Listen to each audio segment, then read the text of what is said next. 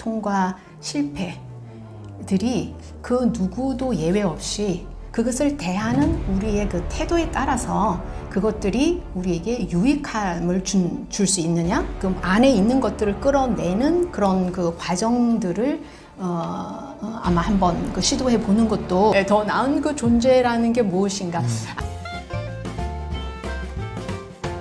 네, 오늘은 가벼운 나로 살고 싶은 당신에게의 저자 심홍김 교수님 모시고 이야기 나눠보도록 하겠습니다. 교수님, 구독자분들께 인사할까요? 네, 안녕하세요. 여러분 반갑습니다. 저는 가벼운 나로 살고 싶은 당신에게의 저자 심홍김입니다. 이번 책을 좀 쓰시게 된 계기? 이런 거 좀 궁금하긴 해요. 제가 여러 곳에서 대학과 그리고 병원과 학교 등지에서 이렇게 상담을 하고 또 학생들을 가르치고 하면서 많은 그 문제들 그 중간에는 무거운 거, 그러니까 심적인 그 무거움으로 이렇게 꽉 억눌려 있는 그런 느낌을 제가 많이 받았습니다. 그래서 그 상담에 여러 가지 예들이 있겠지만 제가 느낀 게 뭐냐면 이분들이 조금 가벼워진다면 심적으로 그런 어떤 압박감이라 그럴까, 그 누르는 거가 어떤 경우는 외부에서 오는 경우도 있지만 또 많은 경우는 자기 안에서 스스로가 만들어낸다 그럴까요? 아니면 스스로 안에서 이렇게 생성되는 경우가 많이 있어요. 그러다 보니까 좀 가벼워진다면 심적으로 조금 더 행복하고 조금 더 긍정적인 그런 좋은 삶을 살 수 있지 않을까라는 생각을 하면서 이 책을 쓴 것 같습니다. 교수님께서 보시기에 현대 많은 사람들이 너무 이제 무겁게 너무 여러 가지 뭐 스트레스나 뭐 압박이나 여러 가지 상황들에 짓눌려서 행복하지 않구나 해서 조금은 가볍게 살았으면 그런 마음에서 이 책을 썼다. 맞나요? 네, 맞습니다. 네. 그래서 제가 이제 교수님 책을 읽으면서 그 각 테마마다 사례도 좀 많이 넣어주시고 해가지고 굉장히 재밌게 읽었는데 그 테마 중에서 제가 이제 좀 관심 있고 교수님께 물어봐야겠다 하는 거 네 가지를 선정해서 제가 이제 여쭤보려고 합니다. 네. 네, 그래서 일단 제가 이제 이 채널명도 성장 읽기지만 성장에 관심이 많거든요. 그래서 성장 마인드셋에 대해서 좀 여쭤보고 싶은데, 일단은 많은 사람들이 사실 뭐 성공보다는 사실 실패를 더 많이 하고 그 실패 때문에 좌절도 하고 되게 또 불행해지는 그런 감정도 느끼게 되는데, 뭐 이런 좌절과 실패가 삶에서 정말 도움이 될 수 있을까요? 우선 그 결론적으로 얘기를 하자면 우리 삶에 많은 도움이 된다고 생각합니다. 왜냐하면 우리 삶 안에는 여러 가지 요소들이 있을 텐데 그 안에는 고통과 실패들이 그 누구도 예외 없이 삶 안에 다 이렇게 들어있고요. 물론 중간중간 우리가 그 약간의 행복한 순간들이 있습니다. 있지만 그럼에도 불구하고 많은 분들은 행복은 아주 짧은 기간이고 또 다시 어떤 고통이나 어려움이나 그런 문제점들을 우리가 경험하는 것이 삶인 것 같습니다. 그렇기 때문에 문제나 아니면 실패가 삶의 일부라고 이제 지금 저희가 둘이 같이 나누었는데, 그렇다면 그것을 대하는 우리의 그 태도에 따라서 그것들이 우리에게 유익함을 줄 수 있느냐, 아니면 그것이 우리에게 좀 좋지 않은 그런 어떤 독이 될 수 있지 않을까라고 생각을 합니다. 즉 우리의 태도가, 그것을 대하는 태도가 중요하다고 생각을 합니다. 그러니까 이제 어떻게 보면 그런 실패나 좌절 같은 거는 삶에서 피할 수 없는 거죠. 그러니까요. 네, 그래서 이제 그것을 어떻게 내가 수용하고 받아들이느냐, 이게 중요한 문제가 된다. 네, 맞습니다. 이 그리고 아울러서 또 그것을 해결을 해 나가는 그런 태도와 그런 방법과 그런 것들이 이제 중요하게 되겠죠. 근데 이제 많은 사람들이 사실은 이제 그런 기본적인 힘이 있다면은 사실 그런 좌절과 실패가 삶에서 큰 문제가 되지 않을 텐데, 많은 사람들은 어떻게 보면 그런 실패와 좌절을 경험하면서 이제 무기력에 빠지기도 하고 이제 뭔가 도전을 하는 것도 이제 주저하게 되고 그러고서 이제 아예 아무것도 하지 않게 되는 그런 사태까지 되잖아요. 어떻게 좀 이런 힘들을 좀 키워나갈 수 있을까요? 그런 좌절이나 그 슬픔이나 이런 어려움들이 우선에 있다는 것을 우선에 받아들여야 될 것 같고요. 그리고 이제 우리가 생각하는 것도 어쩌면 우리 안에 아니면 우리 근처에 가까이에 많은 리소스들도 있습니다. 다시 말해서 여러 가지 자원들도 많이 있어요. 그래서 우리가 진짜로 이렇게 이거를 해결하고 싶고 이것을 딛고 일어서고 싶고 더 좋은 방향으로 나가고 싶다면 그런 여러 가지 자원들을 끌어올 수 있는. 근데 어떤 경우는 지금 말씀하신 것처럼 그게 쉽지 않은 사람들도 있습니다. 네. 그러면 이제 이런 분들은 예를 들어서 어떤 뭐 멘토라든지 아니면 어떤 그런 전문가를 찾을 수도 있고요. 그렇게 해서 이렇게 그 안에 있는 것들을 끌어내는 그런 그 과정들을 아마 한번 그 시도해 보는 것도 좋다는 생각이 듭니다. 근데 그런 자원들이 없는 분도 있지 않나요? 그러니까 저는 개인적으로 인간으로 태어나고 물론 뭐 여러 가지 뭐 어려움도 있을 경제적 아니면은 그 육체적으로도 여러 가지 이제 그 사람마다 차이는 있겠지만 그럼에도 불구하고 모두 아무리 어려운 사람이라 할지라도 그 사람을 들여다보면 몇 가지는 꼭 좋은 거 아니면 자원이라 그럴까? 자원이라고 생각 안 했던 것도 옆에서 제 3자가 볼 때는 자원이라고 이렇게 짚어줄 수 있는 그런 것들이 저는 적어도 몇 가지씩은 있다고 믿고 있습니다. 아예 없는 사람은 없다. 네, 저는 그렇게 생각합니다. 그래서 그런 건 어떻게 생각하세요? 요즘에 이제 AI 시대가 되면서 제 주변에도 있거든요. 이제 저도 깜짝 놀랐는데 그 챗GPT랑 상담을 하는 거예요. 내가 요즘 기분이 이래, 너무 우울해. 그러면서 이제 제 가까운 사례를 말씀드리면은 내가 지금 우울하니까 너는 나한테 용기와 희망을 북돋아도 이렇게 명령을 해놓고 이래, 자, 나 지금 이래 기분 안 좋아 하면 이제 그 챗GPT가 그 정해진 명령어에 따라서 자기 자신을 이제 막 희망도 주고 용기도 주고 막 북돋아 주는 거예요. 이런 약간 AI 시대에 이런 챗GPT와 같은 자원들은 이게 좀 내 내면의 힘을 회복하는데 도움이 될까요? 아니면 어떻게 보면 독이 될까요?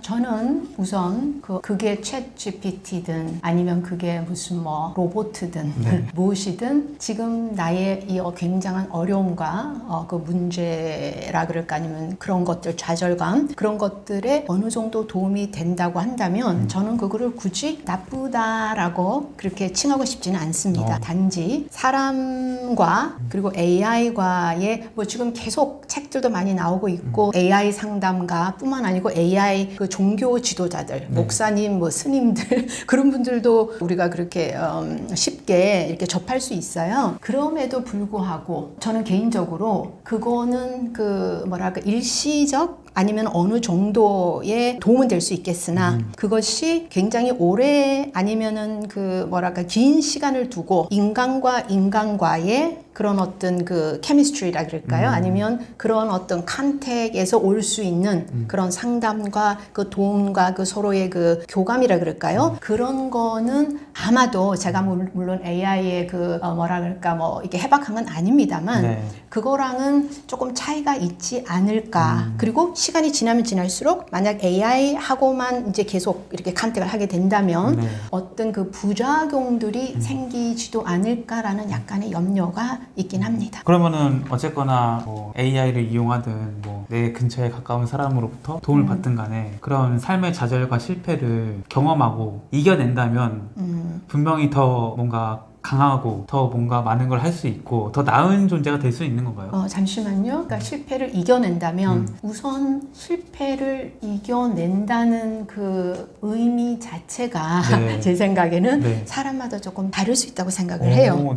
그 뜻이 뭐냐면 어떤 실패가 있어서 저한테 있었다고 치면 그거를 이겨낸다는 것 자체가 내가 생각했을 때 나는 이 실패를 이겨냈다. 이걸 완전히 내가 문제를 해결했다. 라고 생각하는 것하고 어쩌면 주위에서 아니면 다른 그 타자들이 볼 때에 그걸 해결했느냐라는 그런 어떤 조금 테크니컬한 것도 있을 수가 있습니다만 그러면 이제 더 나은 존재라는 거에 대한 또 데피니션을 제가 지금 태클을 그려고 하는 게 아니고 더 나은 그 존재라는 게 무엇인가 아마 그러니까 이거를 이제 조금 이렇게 좀 정리를 제 나름대로 하자면 우선에 실패와 그런 어떤 좌절감이라 그럴까 아니면 그 어려움의 삶에 어려움은 누구나 다 있는 것이고 자 그러면 우선 그거는 우리에게서 그 어려움이기 때문에 인간으로서 그걸 해결하려고 노력은 해야겠죠. 그리고 이제 뭐 여러 가지 뭐 리소스나 아니면 내가 할 수 있는 것을 다 동원을 해서 이제 해결하려고 노력을 하고 그리고 나서 그 다음에 이제 어떻게 할 것인가. 그러면 이게 완전히 해결이 됐느냐? 아니면 이게 똑같은 것이 또 지금은 해결됐지만 또 이 다음에는 또 이게 또 그 뭐랄까 다시 또 똑같은 일이 벌어질 수 있느냐? 그거는 또 다른 문제이거든요. 그래서 우선은 저는 이게 너무 고통이고 이게 나의 그 삶에서 그러니까 평범하다 그럴까 아니면 삶을 살아가는 데 있어서 어떤 그 뭐랄까 나를 이렇게 잡아 끈다 그럴까 아니면 어떤 나를 스탑을 시킨다 그럴까 앞으로 나가지를 못하게 그렇다면 우선은 해결을 하고 보는 게 좋다고 생각을 합니다. 그리고 그 다음은 좀 어떻게 될지 그렇죠. 그래서 그러니까 지금 이제 어떻게 보면은 대표님께서는 네. 멀리 지금 먼 그런 이제 좋은 거죠. 먼 거를 지금 이제 이렇게 이제 생각을 하시는 거고 저는 우선에 one step at a time 이거를 우선에 해결하자. 그리고 나서 이제 그 다음 단계에 가서 이게 또 다시 일어날 것인가 아니면 아닐 것인가는 또 가서 또 이렇게 그 딜 해야 되지 않나. 일단 당면한 문제부터 해결을 해야 된다. 맞습니다. 우선에 배가 고픈데 빵이 있어야죠. 네. 그러면 좀 이제 실제 사례로 좀 여쭤보고 싶어요. 이제 대학에서 이제 상담센터장을 하셨으니까 네, 이제 요즘 또 중간고사 기간이라고 하더라고요. 맞습니다. 이제 중간고사를 이제 일주일 동안 보잖아요, 대학생들은. 네, 일주일 보죠. 근데 내가 이제 뭐 로스쿨이나 이제 네. 대학원이나 뭐 이제 취업을 앞두고 있는데 이게 한 과목을 이제 망치게 된 거예요. 그럼 이제 내가 지금 2, 3년을 학점 관리하면서 쌓았는데 하나가 이제 망쳐서 이제 기분이 나쁠 거 아니에요. 또 내 인생은 망쳤다 이런 생각도 들 거고. 그런 학생들은 지금 이 상태에서는 굉장히 그 계획도 어그러지고 실패와 좌절감, 내가 왜 이리 자책감에 빠져 있을 텐데 이 학생은 이 상황에서 어떻게 해 나가는 게 좋을까요? 지금 중간 시험을 쳤어요. 바로 바로 이제 지난주가 이제 중간 시험이었죠. 근데 또 지금 말씀하신 그 사례가 있었어요. 오, 네. 똑같은 사례가 한 학생이 다른 과목들은 괜찮게 쳤는데 네. 지금 이제 신입생이다 보니까 어떤 과목들이 좀 어려운 것이 있었나 봐요. 그래서 시험을 좀 못 쳐서 굉장히 이렇게 뭐랄까 업셋 해가지고 이제 저한테 교수한테 찾아와서 네. 이제 상담을 하게 된 거죠. 네. 하게 됐는데 이게 바로 지난주네요. 상담을 하게 됐는데 이제 그런 경우에 이제 어떻게 하느냐. 우선에 지금 당장 할 수 있는 거는 이 시험은 끝났어요. 네. 점수는 나왔습니다. 네. 그럼 이제 파이널 exam이 있잖아요. 이제 기말 시험이 있다고요. 그러면 기말 시험을 어떻게 이거를 해결해 나갈 건가를 위해서 제가 중간 시험에서 왜 중간 시험의 점수가 낮을 수밖에 없는지를 우리가 하나하나 조목조목 따지고 들었어요. 그러니까 네. 그래서 왜 그러느냐. 그래서 기말 시험에는 다음에는 이거를 더 더 좋은 방향으로 시험을 칠 수 있게 올라갈 수 있다. 그걸 했고 지금 이제 그 대표님께서 말씀하시는 거는 이제 그렇게 해서 기말 시험은 조금 더 이렇게 성적 올릴 수 있는 그런 어떤 그 문을 열어줬다 그럴까? 이렇게 이제 도와준 거죠. 어떤 면에서는 어드바이스 준 거고 네. 이제 지금 하시는 말씀은 실은 멀리를 보는 그쵸. 거죠. 네. 그러니까 지금 이거가 이제 이게 뭐죠? 어그러지니까 그것도 안 될 것 같다. 이런 어그러지면 거죠? 이제 그 다음 단계 그쵸. 예를 들어서 뭐 대학원을 간다든지 아니면 뭐 장학금을 받는다든지 이제 그거 있다 그러면 저는 자기가 체인지를 할 수 있는 것이 있고 없는 것이 있는 것에 대한 네. 어떤 그 뭐라 그럴까요? 그러니까 현실성이라 그럴까? 그것을 아는 것이 굉장히 중요하다고 생각합니다. 그 의미는 뭐냐면 네. 제가 이거를 자기가 할 수 있는 그 한계가 있다고요.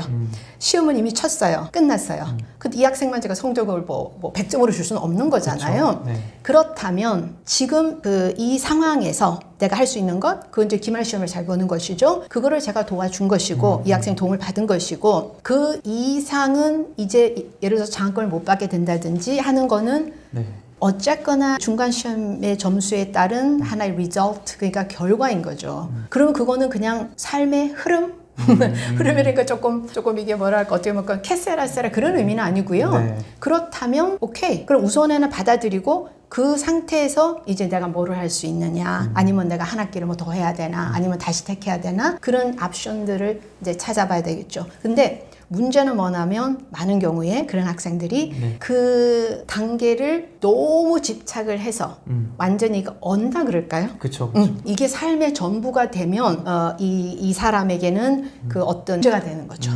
그런 어떤 문제가 되고 이게 큰 하나의 그 무게로 가볍게 살지 못하는 그런 역할을 이제 하게 되는 거죠. 교수님 말씀을 들어보니까 내가 이걸 바꿀 수 있냐, 바꿀 수 없냐 이것만 잘 구분해도 일단 우리의 삶은 훨씬 더 가벼워진다. 어느 정도는 맞습니다. 그쵸. 그거 항상 알 수는 없지만, 그쵸. 네, 그래도 지금 우리가 이제 뭐 다 성인들이고 어떻게 보면은 다 이렇게 생각할 수 있는 사람들인데 어느 정도는 그게 이제 현실적으로 나오잖아요. 그쵸. 네, 현실을 직시하는 것. 네. 그 책에서 이제 성장 마인드셋이 이 겸손과 열린 마음과는 어떤 관련성이 있는 건가요? 이 성장 마인드 세트를 우선에 제가 성장 마인드 세트의 그 정의를 잠시 제가 읽어드리겠습니다. 제 책에 58페이지에 나옵니다. 성장 마인드 세트는 도전을 받아들이며 좌절에도 끝까지 견딘다. 그리고 노력은 능력을 습득하는 통로라고 여기며 비판을 무시하지 않고 그것을 통해서 배운다입니다. 그래서 이게 성장 마인드 세트이고요. 이 성장 마인드 세트를 우리가 이제 가져야 된다는 거고 그 반대는 고착 마인드 세트죠. 그러니까 그 반대 도전을 피하고 뭐 장애물을 있으면 소용없다고 생각하고 무시하고 하는 것. 자, 이제 우리가 그 성장 마인드 세트를 이제 어느 정도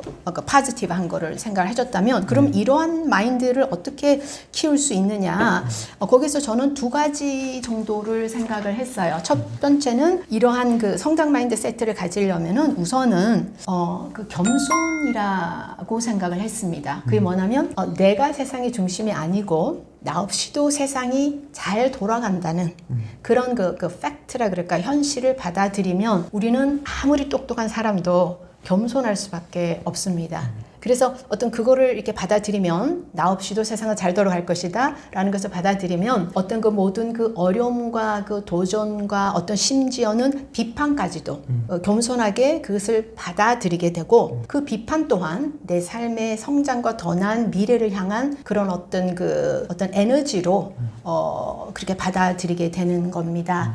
그런데 이 겸손함과 또 아울러서 그것과 따라오는 것은 뭐냐면 이 겸손함은 열린 마음으로 삶의 좌절과 실패를 받아들이고 그 주어진 상황에서 최선을 다하며 그 배우려는 자세를 가지게 됩니다. 그래서 매사에 이렇게 겸손한 마음을 가지고 그리고 열린 마음을 가지고 전진을 하게 된다면 그 성장 마인드 세트를 가지고 이렇게 앞으로 나아가는데 도움이 되지 않을까라는 생각을 합니다.